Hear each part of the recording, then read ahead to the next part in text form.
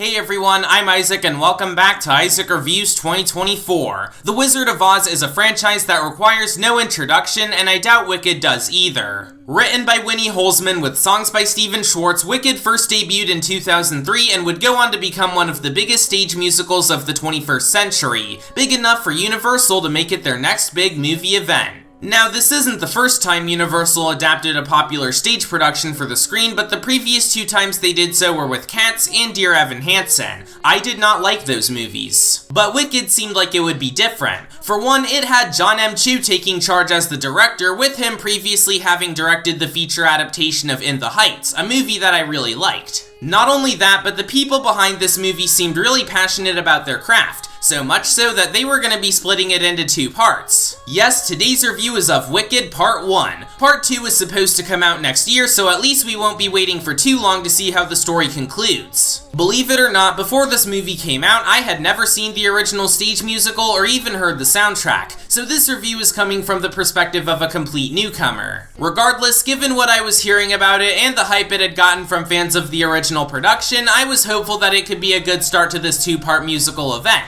And was that the case? Oh yeah, absolutely. It takes place before Dorothy arrived in Oz and focuses on a young woman named Elphaba who would come to be known as the Wicked Witch of the West. Misunderstood because of her green skin, she forges an unlikely but profound friendship with Galinda, a student with an unflinching desire for popularity. But following an encounter with the Wizard of Oz himself, their relationship soon reaches a crossroad as their lives begin to take very different paths. Like I mentioned earlier, this is coming from the perspective of someone who's never seen the stage musical, and despite that, Wicked Part 1 was a really well written and thoroughly engaging movie with timely social commentary and in-depth character development.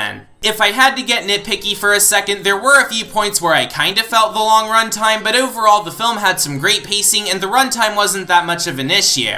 Other than that, the movie fires on all cylinders and delivers one of the best theatrical experiences of the year, and one of the biggest highlights would be the acting. All the actors are excellent, such as Michelle Yeoh and Jeff Goldblum as the villains, and Jonathan Bailey and Ethan Slater as the love interests, but the standouts are undoubtedly Cynthia Erivo and Ariana Grande. Starting with Grande Frappuccino, I already knew she was a great singer, and she was great in that regard here too, but her acting was also great, from her consistently funny jokes to her more vulnerable moments with Elphaba. Speaking of which, let's talk about Cynthia Erivo. And yes, I know I can't really talk about her without talking about how she threw a temper tantrum over a fan-made poster which was super petty and immature, but let's focus on her performance. And in that regard, she was outstanding. Everything from the raw line delivery to the powerful singing made for one of the best performances of the year and a really strong Oscar contender in my eyes. As for the songs, they're the other big highlight of the film. They were already iconic on the stage, such as with Popular, Dancing Through Life, and especially Defying Gravity, and the movie really does these songs justice. Even if the lighting was a bit too saturated at some points, the choreography is on point, the singers are all amazing like I mentioned earlier, and the musical numbers provide some of the best moments of the movie overall. Especially the powerful performance of Defying Gravity at the end that had me quaking in my boots in the theater. Oh yeah, and the incidental score by John Powell was great as well per his standards. And it only gets better from there. The production design is outstanding, where all the locations are brought to life incredibly well while having a solid use of CGI when needed, on top of there being some gorgeous cinematography and fantastic costume design, especially for Elphaba and Glinda. I don't have a whole lot else to say here, so in conclusion, Wicked Part 1 is one of, if not the best theatrical adaptation of a stage musical out there, and an excellent start to this two-part movie event.